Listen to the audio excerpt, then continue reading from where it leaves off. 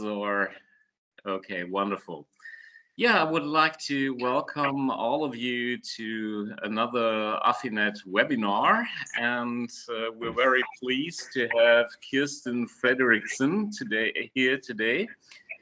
And as you might have seen in your emails, we always ask people if they can do so to contribute a small donation to AFINet, since we have no regular income. So if you could do that, that would be great. But now, yeah, welcome to Kirsten Frederiksen. She's a sociologist from Denmark, and she's been working at the Center for Alcohol and Drug Research since 2010. She holds a master's degree in sociology from Aalborg University and a PhD from Aarhus Graduate School. And her dissertation was focused on the consequences of parental substance use problems for their children, their education, and the beginning of their adult lives, which she will also be presenting today on.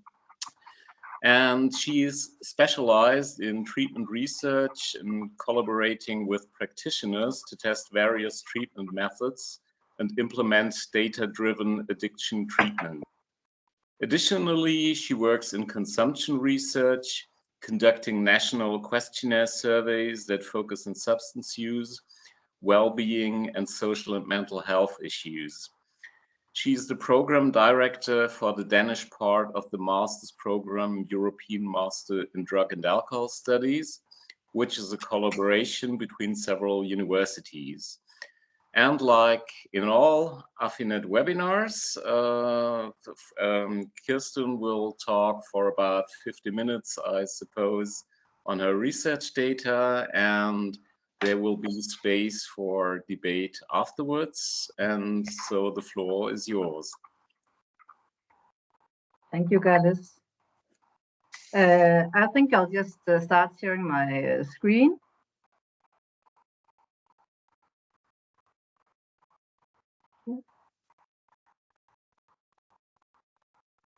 So do you see the full screen presentation? Yeah, yes, it's perfect. Perfect. Okay. So good morning and afternoon and evening, everyone, depending on where you live. And thank you for the opportunity to speak at this webinar today. So I think it's truly an honor to be a part of this network, and I'm really grateful for the chance to engage with this diverse audience of researchers and practitioners. Also because I think that the essence of research lies not only in the discovery, but also in the application, and it's essential to bridge the gap between academia and the broader community, so that we can allow research findings to inform discussions and policies and different initiatives. So as a sociologist specialized in quantitative research, I strive to contribute knowledge in a larger scale, while quantitative methods offer valuable insights. They, of course, also come with limitations. So today, I look forward to discussing both the strength, but also the challenges of quantitative research in our field, and I'm eager to explore some of the open questions that remain to be addressed in future studies. So I will talk about children from families with problematic parental substance use today. It's a study, it's my PhD study, and it's a study of 15 to 20 years old in Denmark. I looked into estimating parental substance use problems in Denmark, their school performance, and adverse outcomes in early adulthood. Oops. Next slide. So this is the outline for today's talk, a bit about my PhD thesis, very briefly about the data, because I think it's important you know the different strengths and limitations of the thesis. And then I will present some of the findings. I will focus mostly on the first part with the family structures, living with the parent with a problematic substance use, and also and look into the outcomes in early adulthood, and then I will shortly present the other analysis I did with the estimate of Danish youth, and the second analysis I did about school problems related to problematic parental substance use. But I'll start with a picture because I think this picture illustrates very nicely my talk today and also my PhD thesis. It's a private photo from Denmark a couple of years ago. This storm swept across Denmark, and in the forests where I live, we could see how the trees had fallen over as they were lifted up like thin straws, and now they just lay across the forest roads. Some of the trees were still standing, of course, and other was uprooted, but had not fallen because they were leaning against some of the other trees, but threatening to tumble over any minute it could be. So in the picture, you can see how the adult and the child try to get through the various obstacles. And maybe it goes well without major scratches. Maybe the child scratches his leg on one of the trunks, but it can also cause major injuries and danger lurks in the forest with the fallen trees. So this is a picture similar to life that is full of obstacles that both the parents and children encounter along the way. Some of these obstacles cause major wounds and scars, while others are overcome with relatively ease. And the same obstacle can present different challenges. So some pass with ease, while others are much more difficult to overcome. For example, if you don't have quite as long legs as the other persons, as you can see here in the picture.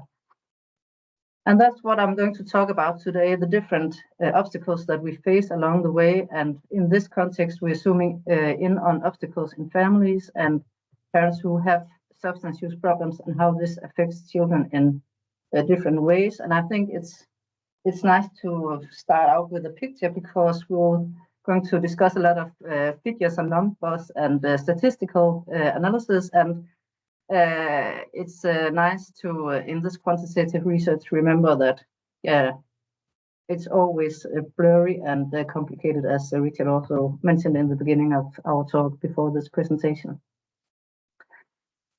But the aim of my PhD project was that it was looking into 15 to 20 years old reports of parental substance use problems. So it was self-reports.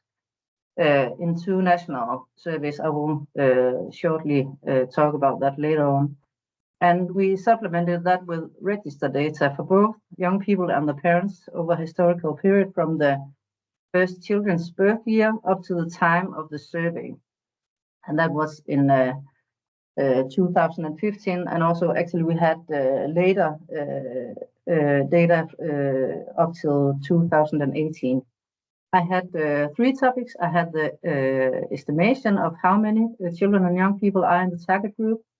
I had the school analysis where I looked into differences in children's schooling depending on family issues that they were dealing with. And then I have this family structure. How does living with a parent with substance use problems affect a child in the long term in early adulthood?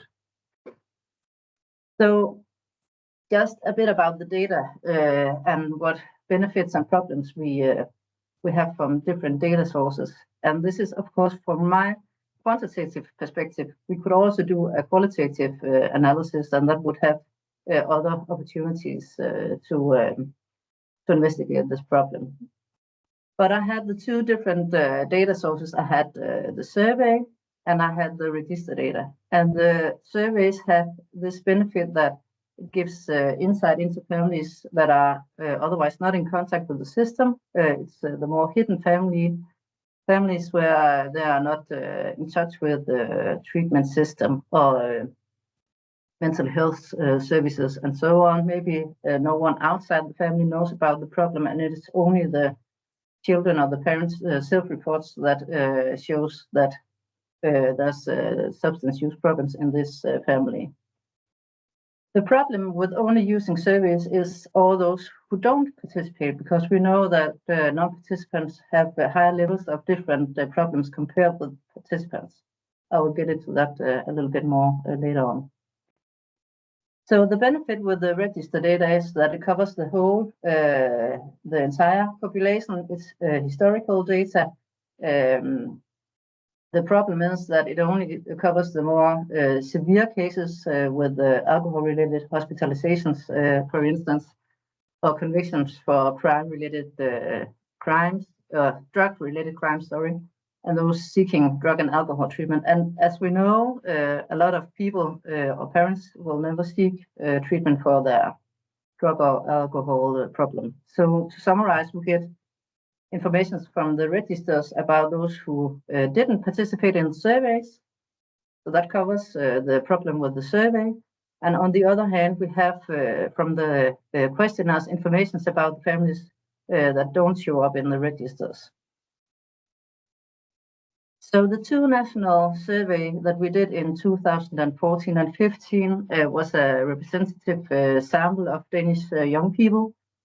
We invited more than 10,000 young people, and almost 6,000 young people were interviewed. It was about actually a bigger picture about their well-being, social problems, psychological and physical problems. But among these questions and topics, we also asked about their own substance use as well as their parents, and if their parents have had problematic use of substances during the young people's childhood. And the register data, I won't go into details with that, but it's just to show you the different data sources that I connected with the survey data, and that was both on the participants as well as the non-participants. So this was information both on the young people, but also the parents. And in that way, I could have information about the parents' contacts with the mental health system, labor market, if they died, what was the cause of death, and so on and so on. Somatics about if they had hospitals admission, and yeah, so there's a lot of information there. So in my PhD project, I defined problematic substance use with these different data sources. So if you begin in the left corner, we have the children's statements, my parent or parents have a problematic substance use, or I looked into the registers and looked if their parents have died of alcohol or drug-related death cause. We had information about the alcohol and drug-related diseases and illness in the somatic area. We had from the mental health system information about mental disorders, if they had entered the alcohol or drug treatment, whether they had received medical treatment for their substance use disorder or problems, and whether or not they had committed alcohol drug-related crime. So these are the measures, and there are many ways to shed light on this problem. And I think we might talk a little bit more about this in details in the following discussions. But what it's important just to say now that these are simply indicators of parents with substance use problems, and each measure has, of course, its limitations. So just for now, it's just an outline of the measures and the data sources that I have included. Yeah. I will actually start with the last analysis I did in the thesis. This is partly because this was the starting point for Richard's request for my presentations today, and was found relevant in this setting, but also because this is one of the most complex and somewhat confusing analysis I did in the thesis. And when I have been presenting this thesis in different settings, it has always been the last part of my presentations. And this is also the time where I'm most unfocused and starting to make mistakes in my presentation. So to change the pattern, I have decided to start out with the findings from this study and hopefully giving a precise and more accurate presentation today for a change. So maybe I have also done it a bit more complicated than I needed to, because it wasn't in the end of my presentations. But the focus was on family structures during the first 15 years of the children's lives. And family structures included whether or not the parents lived together year by year, whether one of the parents had substance use problems, and how many years the child lived together with this respective parent. So the aim was to examine the impact of these family structures and whether or not there was presence or absence of problematic oh, sorry, I just need to, substance use problems and whether it had an impact on adverse outcomes in young adulthood. Sorry.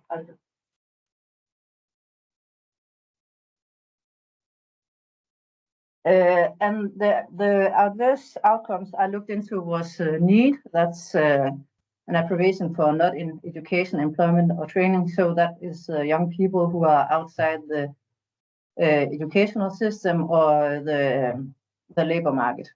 The next outcome was hospital admissions,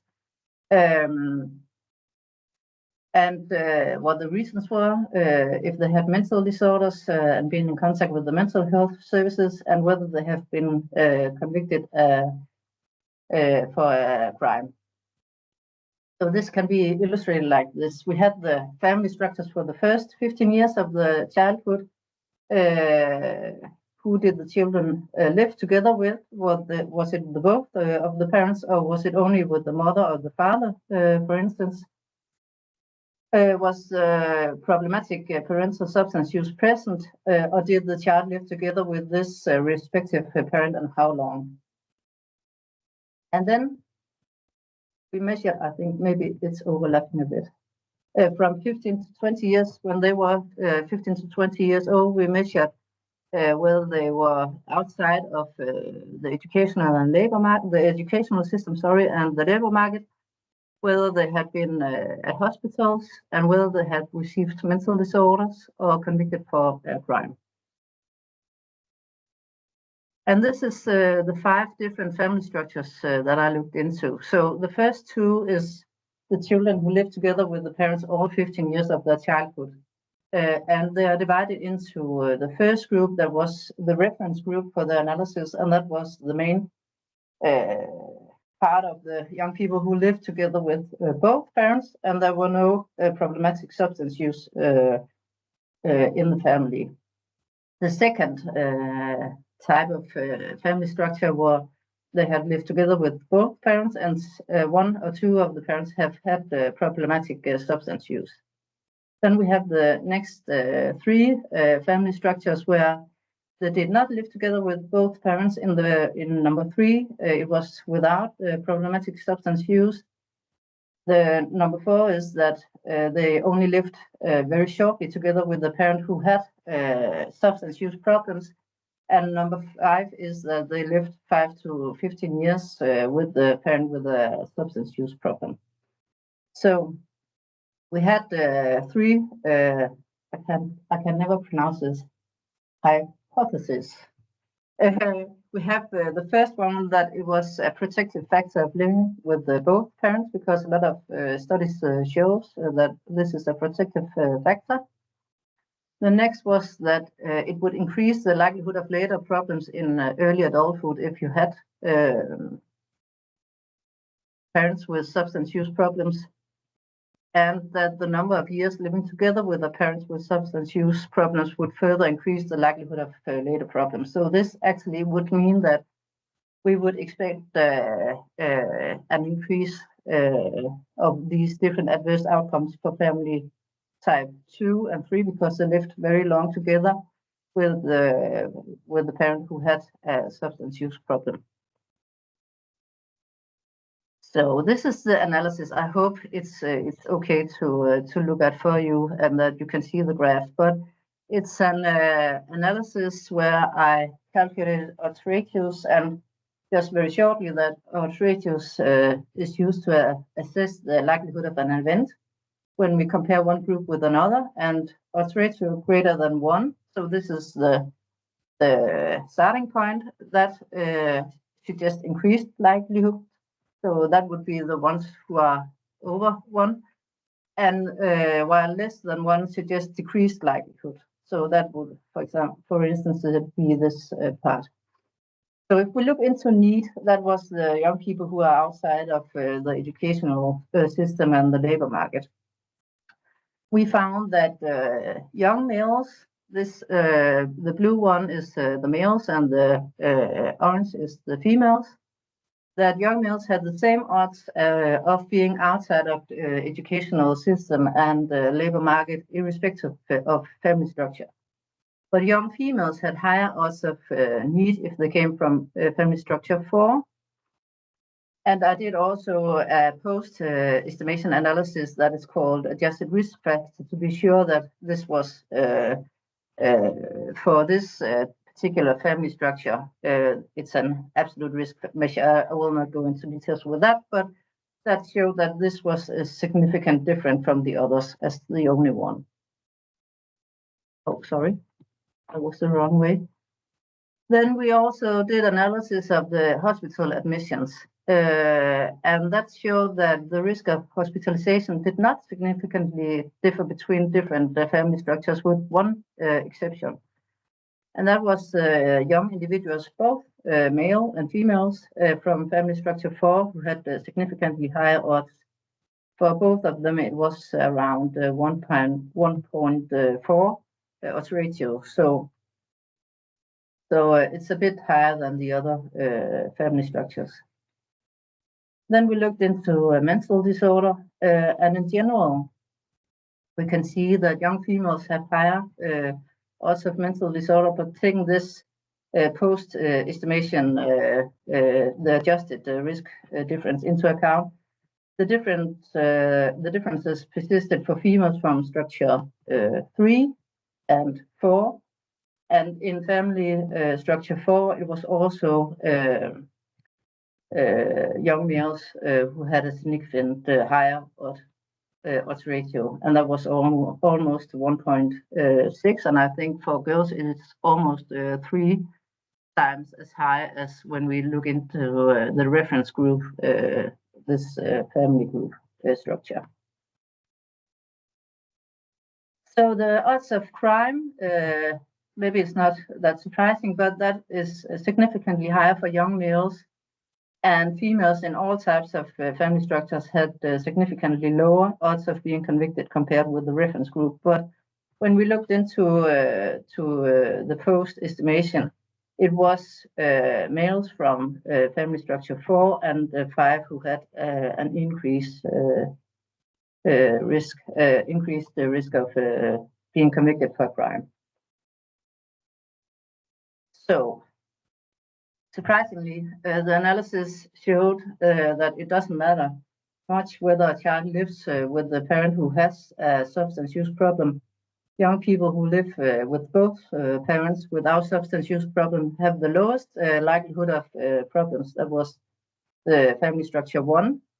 But the same goes actually for young people living with both parents and one of them had a substance use problem, as well as number 3, where the child does not live with both parents and none of them had substance use problems. So no differences between structure 1, 2, and 3.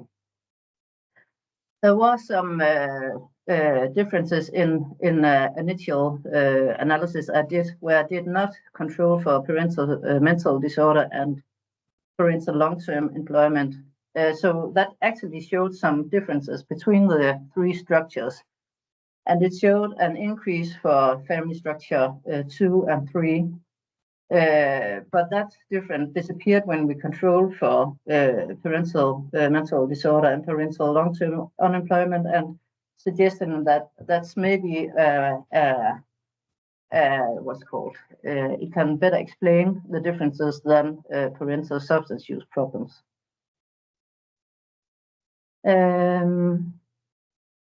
So we have this assumption that the number of years the child resided with a parent with substance use problem would increase the likelihood of later problems in lives, and we didn't find that in the results. And I think there's factors at play here that are not included in the analysis. For example, there may have been an early divorce due to a high level of conflict in the family and a chaotic home life, and it may be the dysfunctional family dynamics that have a negative impact on the young people's problems at the beginning of adulthood, and not so much parental problematic substance use. So we have these 3 statements. We could say that it's a protective factor to live together with both parents. And maybe that's also the main factor that influenced the answer to the next statement, that it would increase the likelihood of later problems in adulthood, because we can only say partly yes to that, because it was primarily if it was present with other problems. And we could not confirm that the number of years living with a parent with substance use problem would further increase the likelihood of later problems. So there are some factors that we didn't investigate and that could be a part of the explanation, and maybe we could also discuss that after my presentation. This, of course, has some implications that we should not only consider problematic parental substance use, but also the interplay with the family environment, the dysfunction and the relations, and how these affect the well-being of the young people. And family with parental substance use problems that are not dysfunctional is maybe not an what is called risk factor for young people. But it's also, I think it's also points out that it's important to be in dialogue with the parents who enter alcohol and drug treatment about how the children are affected by problematic parental substance use problems. So the conclusion in this analysis is that living with both parents protected against later adverse outcomes. We had some consequences of the problematic parental substance use, that not living together with both parents and PPS you had the increased odds, and we had this duration of the living together with the parent who had substance use, that it was not contrary to the expectations. Longer periods living with the parents did not correlate with the worse outcomes compared with shorter periods. We saw that young people from families with a problematic substance use who did not live together with both parents faced higher risk of hospital admissions, mental disorders, and criminality when we looked at those who lived shortly together with the parent. So the study emphasizes the importance of considering family structure and the presence of problematic parental substance use when assessing risk for adverse outcomes in young adulthood, and suggests that interventions should be mindful of these factors to better support affected individuals. And I think some of the factors that we did not look into is actually a part of the school analysis that I'm going to talk about as one of the last analysis in this presentation. So I think we find some of the answers there also. But before I present the school analysis, I'll just shortly show you the estimate study that I did. I combined the self-reports from the surveys and from the young people, and adjusted this self-report with the register data. So we had some information about the non-participants. Because, of course, when we estimate this proportion of young people living with problematic parental substance use, we can only strive for this comprehensive estimate as possible, but it will never be the full picture, of course. And we can only use indications to uncover some of the families. So when we asked in the surveys, 12.7% of the young people said, yes, one or both of my parents have had problems with alcohol or illicit drugs. So that was only alcohol and illicit drugs. And we asked both present, but also during the past, during your childhood. And when we combined that self-report with information about the non-participants from the registers, we had an adjusted estimate at 15.2% of young people in Denmark experiencing parental substance use problems. When I talk about this self-reported measure in the surveys, we had the same question in 3 different surveys, and it was quite stable, the share that we found in the 3 surveys. So it was a quite simple question, and people would maybe think that we should ask in different ways, but it seems to be a reliable way to ask young people about the problematics, parental substance use. This is also from this analysis, and that's something about the register data that I found. And this is where the parents are in contact with the system, so with different kind of substance-related contacts. So this is parents with, the first one is parents with diseases and illnesses related to alcohol and drug use. And we also, and that's almost 2% of the young people's parents who had some kind of alcohol-related disease. And then we had almost 4% with the parents who had mental health disorders. Sorry,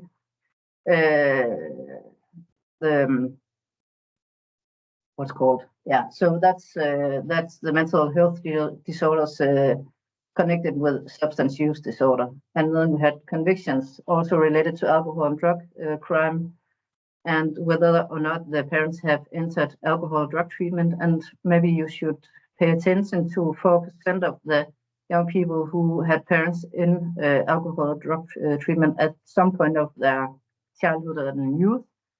And you can say that it's pretty low when we know that 15% of the young people have parents with an alcohol or drug problem.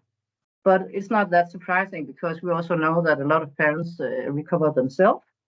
And also a lot of parents will never enter the system, the treatment system.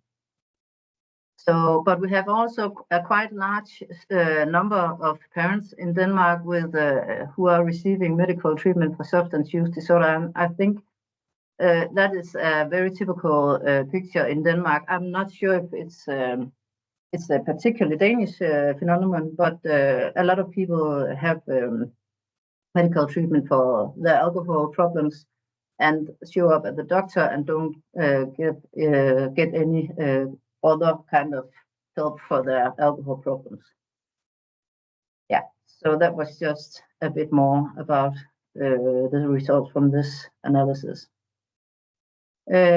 So I think I'll just skip to the next, and this is the last analysis, and then we have time for the discussion afterwards. But this is about school, and the school analysis looked into the compulsory school in Denmark and the final examination, and that's when you are around 15 or 16 years old in Denmark.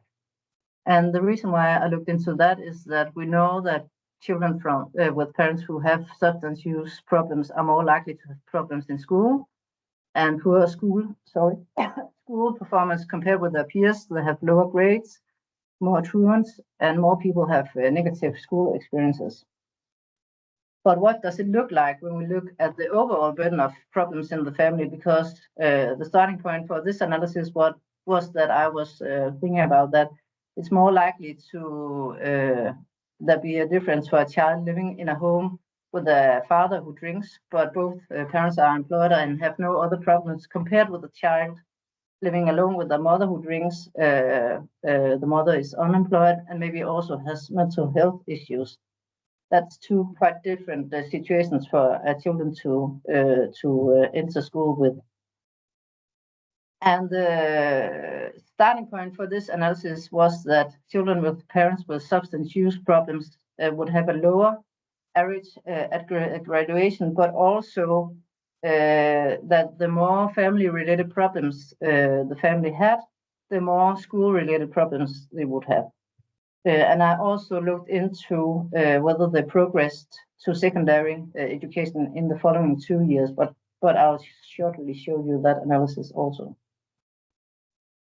So we looked into substance use problems in families, but we also looked into parental criminality in general. We looked into parental chronic disease. We looked into long-term unemployment, parental long-term unemployment, mental health disorders, and parents not living together. And from these different 6 dimensions of different problems. We did these. I'm not going to do to explain it in details, but it was an class analysis that made these 4 classes of families. We have a family with a low degree of problems. The parents were often working, living together. Not many of the parents had mental health problems, and very low degree of chronic disease, and also, yeah, so they live together. I think I have already said that. In family type 2, it was families primarily with parental problematic substance use, and they were working, the parents. Quite a lot of them did not live together. Not a lot of the parents were having mental health problems. And yeah, so it was primarily the substance use problem that was present in this family, and also that they did not live together. This one was a family type where it was primary parental long-term unemployment present as a problem. Also some other problems, but not very much parental substance use problems. And this was a family with all kind of problems in all the 6 areas that I presented. A lot of the parents did not live together. They had substance use problems. They had mental health problems. They were unemployed, and so on. So that's the 4 families. And then we have the grades. And of course, you need to know something about the Danish scale for grades. And it's a bit odd, actually. It goes from -3 to +12. And when we look at a national level, the average grade is 7.3. So we start actually quite nicely at the average grade at a national level, with the girls at least. The boys are significantly lower, and that's very common. Actually, the only group where the gender difference is not significantly is the last family type. So this is the females' grade point average, and this is the males' grade point average. So if you're a girl from this family and you compare it with a family with primary problematic parental substance use, this is a significantly different or a decrease in the average. It's the same for family type 3, but then we also have quite a big decrease in the average for girls from the last family type. So this shows that there is a decrease for girls from this family primarily with parental substance use problems, but we can see that when we look into the overall problem burden in families, it has quite a big impact. I don't think I have the time to go into this, but it's looking into whether they progress to secondary education in the following years after compulsory school. And as we can see, as we also saw in the first analysis about the family structures, it's really the females who are experience problems with the educational and labor system when they go on. There's also some indication about for the boys or the males, but it's not so present as for the girls. So this analysis showed that we identified 4 types of families with widely varying levels of problems and combinations, and 2 of the families in particular were characterized by parents with substance use problems. That was family 2 and 4. And we could also see that the more problems, the lower the average, and there were significant differences already between the first family with a low level of problems to families with substance use problems, but not many other problems. However, the most vulnerable were young people from families with massive problems, including parental substance use issues. So now I'm almost finished. We saw the estimate at 15.2 among Danish young people, We saw that gradation and further education largely depends on the amount of family-related problems, but also the type of problems and the gender of the child. And then we saw in the family structure analysis that not living with both parents and parental substance use problem and living shortly with the respective parent had significantly more problems in early adulthood. So maybe we could discuss this statement for discussion. Maybe you want to discuss something else, but we can see that significantly differences in consequences for the children highly influenced by the type and the quantity of other family issues. And in a family where parental problematic substance use is the primary concern, we see the consequences are not so much present compared with families without problematic parental substance use, and the consequences become much greater when parents and children also have to deal with complex divorce, mental disorders, and criminality on the top of it. So just very shortly, I want to thank the people around me for co-authoring the articles. And now I'll stop sharing and talking. Wonderful. Thank you so much for this excellent presentation. And now the floor is open for questions, remarks, debate. And so you just could use the function raise your hand if you have any questions you would like to ask. And I see Richard is the first again, as expected. Yeah, sorry about that. But it gives other people a chance to really think about what they want to ask. So first, thanks very much indeed, Kirsten. That's really very helpful. And I mean, it was a very nice example of how to present very complicated results in actually a very uncomplicated manner. I thought that was really clear. Thank you. And as always, I'm amazed at people's ability to do that in a language which is not their first language. So thank you very much indeed. Now, a number of things really that I'd like to touch on if you have the time.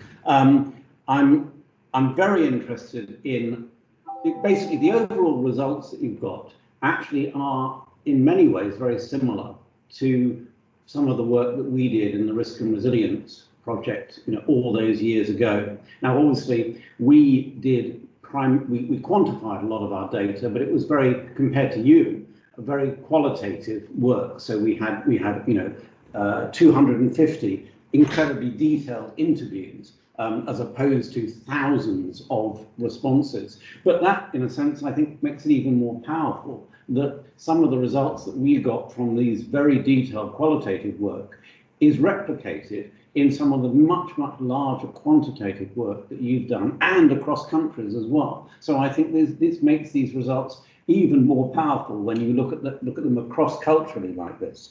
I'm particularly interested in two things, I suppose. One is the power of linking survey work with register work. Now, I'm always in awe of Scandinavia, who seem to be able to access registry information in a way that we seem not to be able to do in the UK very well, although colleagues in London have been trying to do that as far as maternity services are going, but it's very, very difficult to do. Whereas for the last 50 years, Scandinavia has been right at the forefront of looking at registry information and seeing what is actually there that is known. But I'm interested in doing these two different methods and whether you found that using these two different methods, it was the case that survey data, as you thought, was going to be underrepresented because there were so many people missing.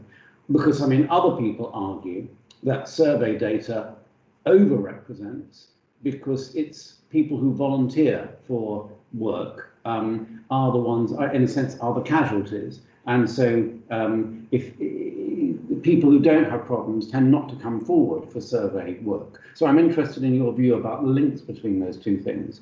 And the other thing I'm really interested in, you mentioned conflict a lot, and in your conclusions, you concluded very similar things to work that we had concluded about family disharmony, conflict as being, I've always felt, more important than whether or not somebody has an alcohol-related or a substance-related problem.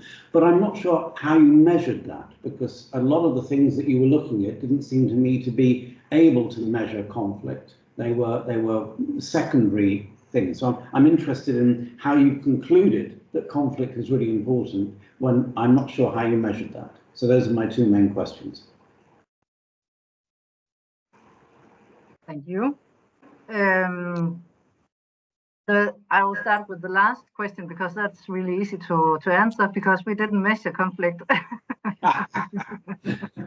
so that's just a way to try to explain why our assumptions was not met in the analysis. So this is only suggestions for why the differences are there, but we have no measure for the conflict. And I think it's really interesting to look into that in a future study. But I looked into some other studies. There was a really nice Icelandic study looking into I think that was a combination of parental substance use problems and divorce. And then they could see this clear connection between that the children had the greater school problems if they came from divorced families. But that difference disappeared when the control for conflicts in the families. So it was actually not a question about whether the parents lived together or not, but whether the family had a lot of conflicts or not. And that affected the children, because I have always wondered also, because in Denmark it's almost as normal nowadays to get divorced, or that the parents are not living together as not being as living together the whole childhood. So I'm a bit surprised actually about this protective factor of living with both parents because it's so normal in Denmark. And I think maybe if we do the same analysis again in 10 years from now, I think it will not be that clear a protective factor anymore, because the divorce rate will be so high and it's so normal. So yeah, but that's just that's another discussion. So we didn't actually measure conflict, and it was only a way to try to explain the results. And the other question about linking the two data sources, I think that you are pointing at a really crucial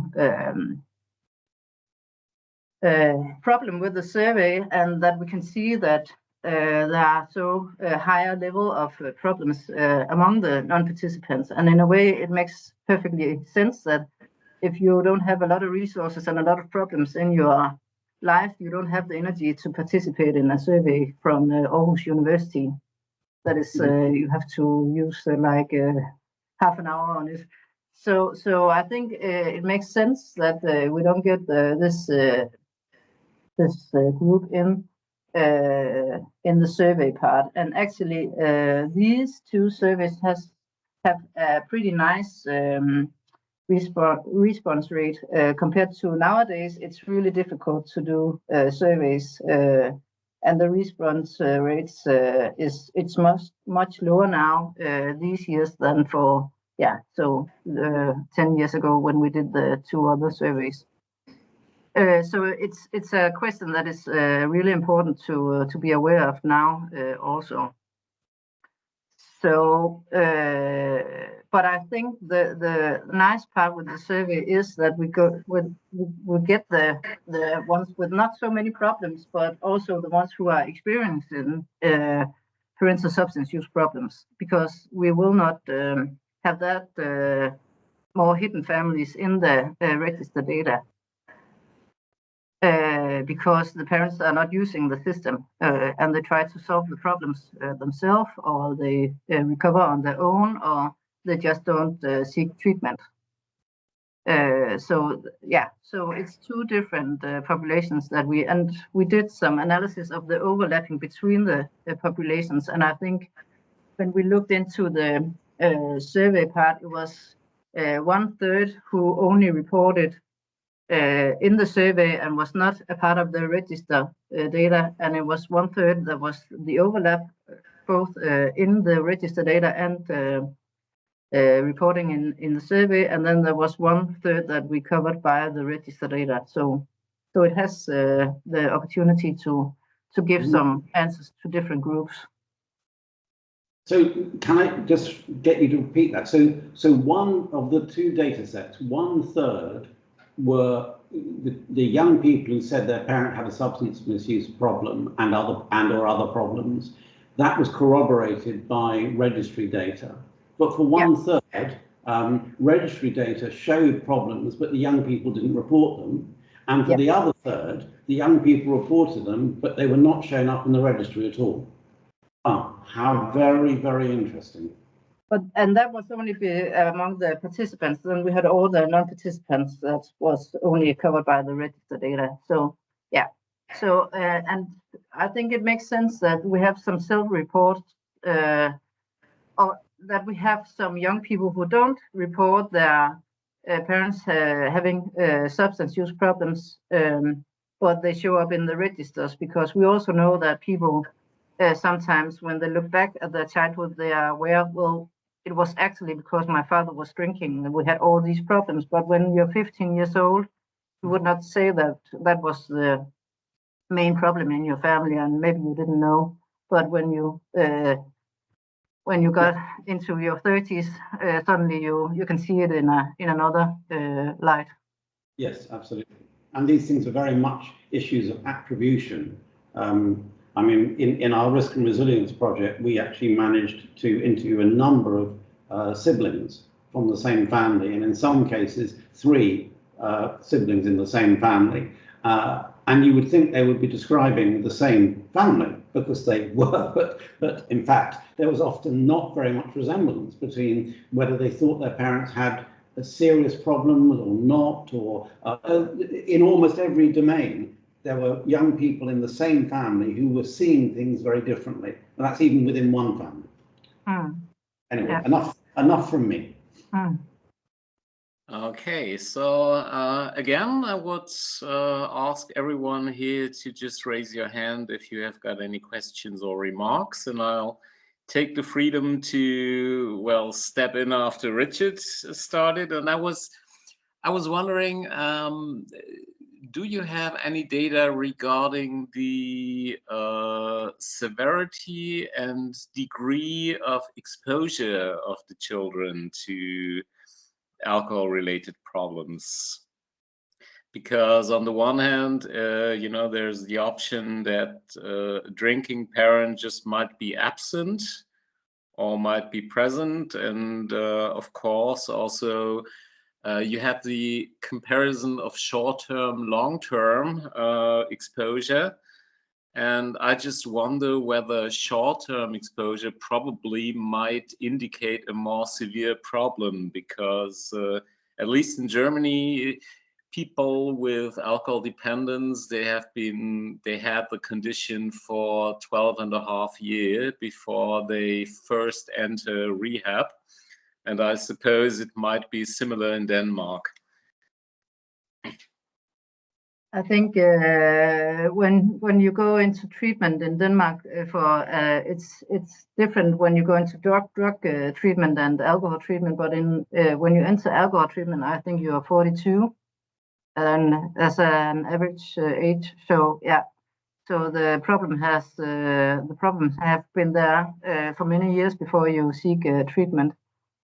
I did not do any analysis separately for the different measures, but I would say that some of the register data shows different severity of dependency and problems. So So if you enter alcohol or drug treatment, you are probably having more problems than if you are convicted for drunk driving. Maybe that's only a guess. And also if your cause of death is alcohol or drug related, that would also because these measures, of course, has their limitations, because you really have to have a visible use of alcohol to get a cause of death labeled as alcohol related. And a lot of causes of death, which are actually alcohol related, are not registered as one.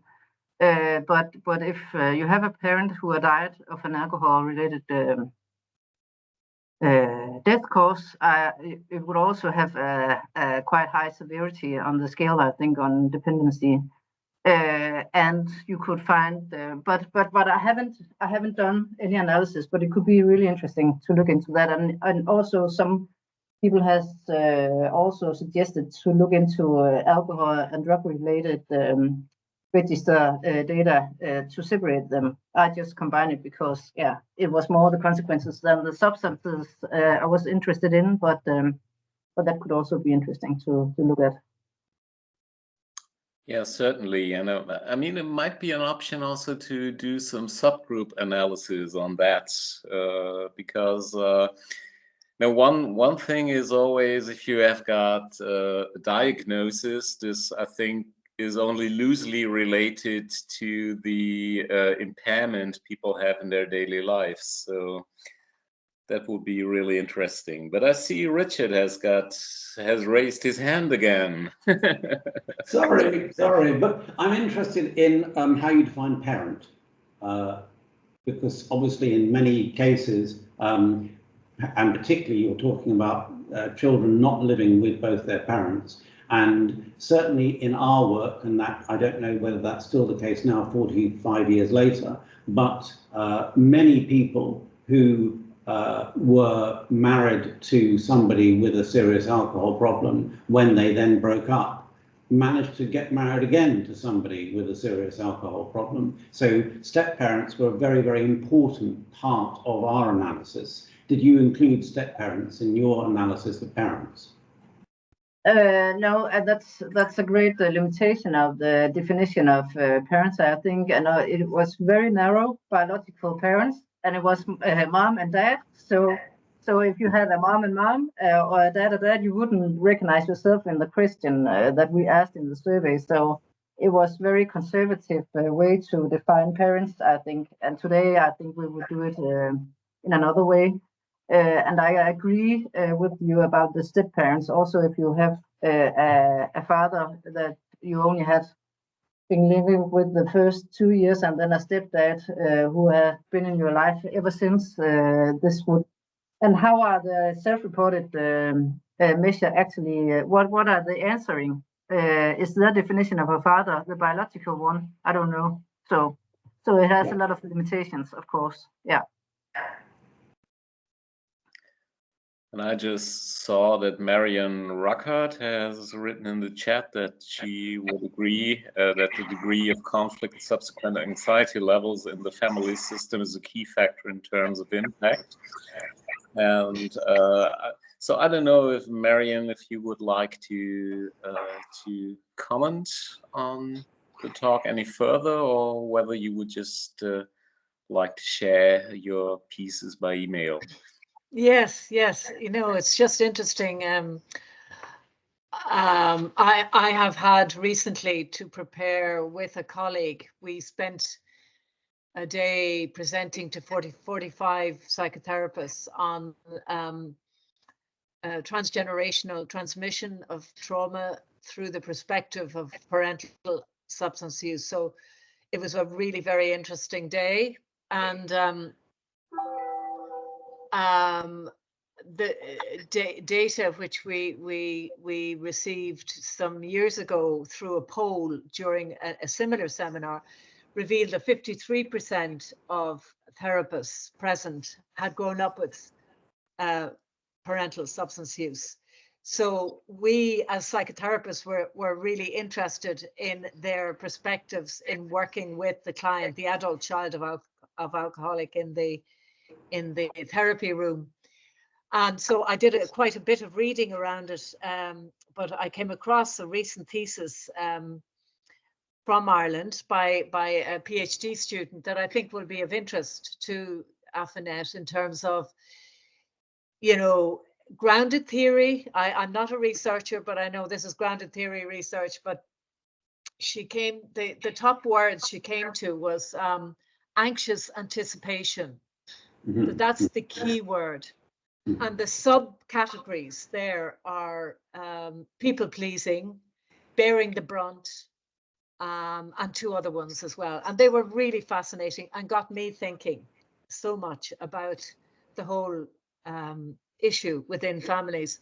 And I think the issue of the spouse or partner of the drinker or drug user is rarely, I rarely come across it in the research. Not that I'm an avid reader of research, but and I know, Richard, you carried out a lot of your research in various countries, but I really think there's not enough about the bearing the brunt for them. And I think the greatest impact as well for children is seeing the mum, let's say if the dad is drinking, seeing the mum suffering as much as he or she does, be it mum or dad. And I think the child, there's a lot more on that. I'm a co-founder of Silent Voices. We talked about Silent Voices before. So I'm coming at it from various perspectives with various hats on. But that would be my overall sense, is that spouses and partners are not interviewed adequately to really hear their points of view. And I think they carry a huge amount of shame and blame. So that remains to be an area of research that I would like to see developed. Another piece, just to say to you, you were mentioning there, I was very interested when you talked about 12 and a half years on average of the progression of an alcohol use disorder before somebody enters treatment. Is that correct? Yeah. Because this weekend we've had a major story in the newspapers. Somebody who had cocaine and alcohol use, and it's really a very, very interesting story that I will send on to you.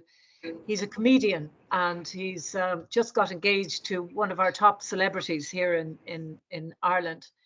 And he really talks very openly and honestly about the fact that if it hadn't been for his cocaine addiction, he would never be in treatment for his alcohol addiction. So it was his cocaine addiction that really precipitated, and we know that a lot. But it was lovely to see that, and he's only 30. I myself, I'm working with people in their 20s now who are actually, you know, young men who are in relationships who don't want the relationship to break up, you know. So there is hope for developments. And finally, then, just to say, this coming Saturday, I'm part of Silent Voices, which is the children representing the adult children, and a colleague of mine has set up a group called Voices of Recovery. So he as the person who's in recovery over 40 years, and me as the ACOA who's a long time working in the field, we're going to have an open conversation in front of the public about our different perspectives, what his views are as a dad and as a citizen, and mine as an adult child. There are just a few bits and pieces to add to the mix. Thank you. Wonderful. Thank you very much. And thank you very much. Thank you for your research. It was really interesting. We're always looking out for new research in Ireland for our Awareness Week, so we might be on to you. Thank you. You're welcome. Wonderful. So again, everyone who would like to comment or raise a question, please go ahead. But Marion just reminded me of another question I wanted to ask to you, because you got quite substantial numbers of children who are affected by parental addiction during their childhood. And I was wondering what kind of support is there available in Denmark for parents struggling with addiction issues, and how well is this support received by the parents? So, because I also think it's quite an important thing that only a very, very small minority of parents are looking for help, although we know there is quite a lot of well, evidence-based support available for parents. Well, yeah. So in Denmark, you can go for free to you can go for alcohol and drug treatment for free in the municipalities, and of course there's a lot of parents there. But sometimes it's very different from municipality to municipality whether they have a family focus or not. And I think the majority has not. So they are of course they have to report to the authorities if they have some kind of worries about the family and the well-being of the child. But the focus on the family as a unit, I think it's not that common in Denmark. But so it's a little bit up to the treatment center individually. Yeah. So it's not. I think it's a bit unstructured. Okay, Richard. But you, Kirsten, you've responded to that question in terms of the treatment setting for people with their own substance use problems and whether or not they approach it with a family focus or not. But I heard Gallus' question to be a bit different, which is because, as you know, and we've been talking about, most people don't go into treatment. Most people don't seek treatment. So you've got all these family members. Some of them are partners or parents of the person with the alcohol or the drug problem, and some of them, as you've just been telling us about, are the children of those people. And I suppose the question is, in Denmark, is there any help for any of those categories of people, or does it have to go? Does it have to be funneled through the treatment services once the minority of people who realise they have problems go for help? So relatives in general and people who just want to get help and not work with substance use problems. There are some treatment or there are some services. There's a cooperation in Jutland, for instance, between 10 municipalities where that is mostly the children that can anonymously contact a chat group and talk with specialized people, professionals. And there's also some private organizations offering, especially to the children, but I don't think there's so many services for spouses, for instance. I know that the craft model has been, that Gallus has been tested in Denmark in 10 municipalities, but that was also part of the alcohol treatment system, I think. Yeah. Yes, funnily enough, we're going to be talking about that at the next AFINet conference, where the people who ran the Denmark study and the people who ran the Swedish study, which came out this last year, will be talking about craft in these two Northern European countries and issues about translation of interventions from one culture to another and so on. But both of those studies were done within treatment settings. And I was external examiner for both of those, and I remember asking both of the people, what about the huge percentage of people who never go into treatment settings? What about the families and the children in those settings? Yeah, that's a good question. Yeah, there's another comment by Hannah Todman that it's an important message that parental problematic substance use can negatively impact on the lives of young people, and multiple risk factors or adversities do not have to be present. And problematic substance use in itself can be severe and enduring in the lives of children. And she's looking forward to reading your research paper. And I was just, well, another question plopped up, because we're at the moment quite engaged in a study on reducing stigma of substance use disorders. And I just wondered, you know, since we have, I always pointed out that even parents with substance use disorders, actually, almost all of them want to be good parents.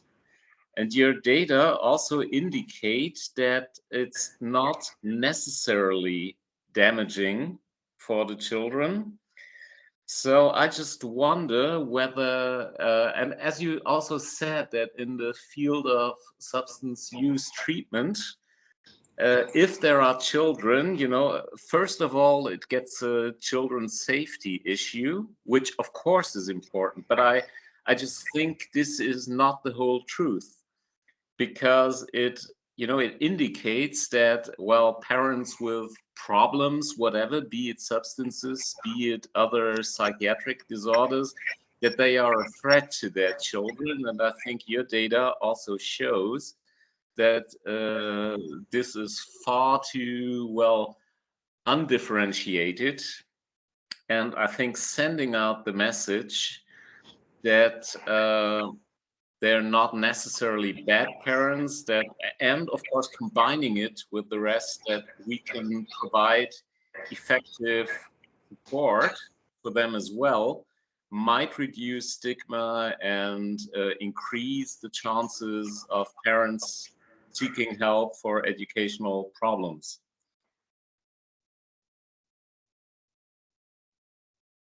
I think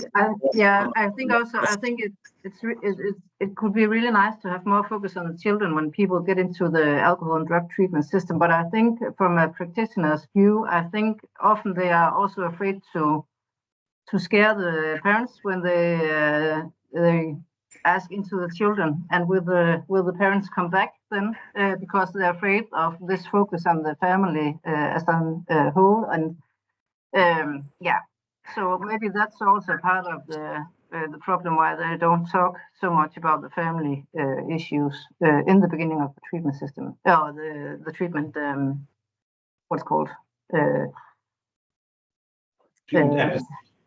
episode. Yeah. Yeah, but again, I mean, I think it certainly has got to do something with stigma. I just heard, well, 2 weeks ago, that in our clinic, I work in a psychiatric hospital, that it's not usual to ask every patient about drug and alcohol use. So we just invented this. But you know, it's always like, well, psychoactive substances, they're a bit, we don't want to watch them too close. And I think it might be important, you know, just to open up and say, well, it's not a kind of moral failure if you develop these problems, but it's rather a failure if you don't access support that is available. But yeah, also, like I said, I think the political message of your data also might have an impact.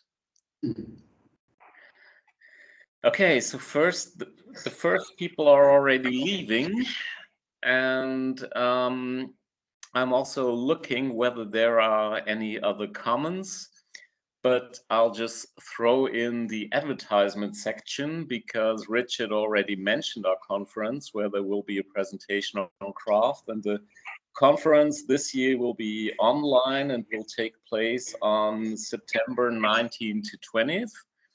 and there'll be the AFINet annual general meeting as well.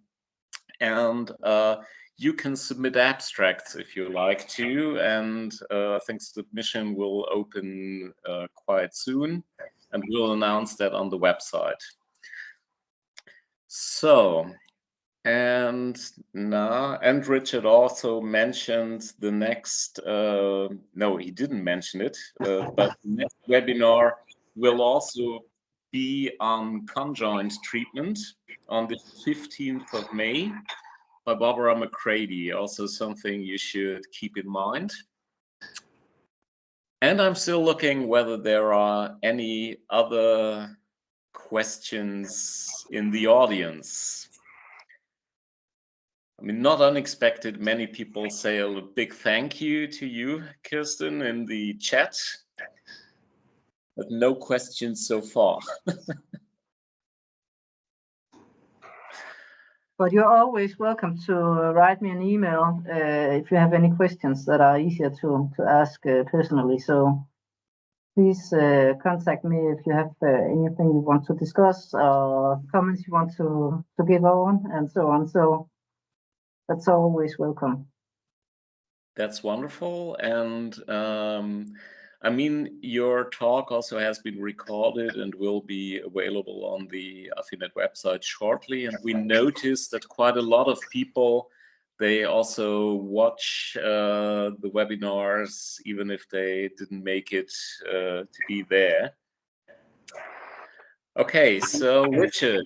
I just want to say thank you very much, Kirsten, but I think I want to also say that this is, I think, very important research, and the whole area is of tremendous importance. And I think it underlines, obviously, as we said right at the beginning, this is a complicated area. It's not a very simple one to say if you have a parent with an alcohol or a drug problem, you are obviously going to have problems and so on. That's not true. But there is a great need for help and support for many of these children. And I think one of the things, as everybody here will know, I mean, we certainly, part of what we push within AFINet is the research agenda, and say we need to know more, we need to publicize what we know, hence these webinars and so on. But the other thing we need to do is to help develop services across the different countries. We have 55 countries who are represented in AFINet, and I think very few of them have adequate services for young people who are growing up in a household where there's a serious alcohol or drug problem. And it doesn't have to be so serious that it necessarily comes to other people's attention. It's whether it's serious to the child when they're growing up. So I think there's a big call for all of us within AFINet, certainly to support all this research that we hear about, and that's wonderful that it's being done and wonderful that it's being publicized and disseminated. But we need to then move beyond that as well into thinking how we can put our power together as a group of people who are worried about addiction in the family. How can we develop services for these young people? How can we develop services for other family members, parents and spouses and siblings who are all affected by having somebody with a problem in their midst and really don't know where to go to for help? So I think, Kirsten, your talk has really brought that into very clear relief for me, and I'm sure for many of us today. Yeah, I entirely agree, and I think it would be wonderful also to just stay in contact, see you at one of the upcoming conferences as well, probably with an update on your research. And like I said, it's or like Richard also said, it's a very important topic, and I think it's good, you know, also to see it through different perspectives in order to improve the well-being of the children, of their parents, of the whole family systems. And so also the findings that might have come a bit unexpected to some you presented, I think they also have a story to tell, which is important to be considered. And so far, I just see people are leaving one after another. So I think now, as long as since there are no more no more questions there, except that Marion asked you to have your to put your email or in the chat. So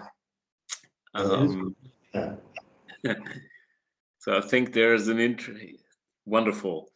There's an interest in in staying in touch, and we will do so. And thank you all for being here at the webinar, and a big thank you also to Richard, who is the big organizer behind all these webinars, which we have been doing successful for quite a while now. And looking forward to see you all in May at the webinar of Barbara McCready, and warm regards to Denmark, which is just around the corner from myself.